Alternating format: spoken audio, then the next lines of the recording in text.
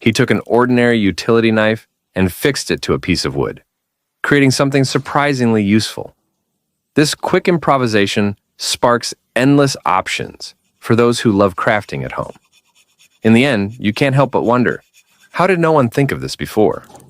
A clever mix of recycling and creativity that proves brilliance often hides in everyday details.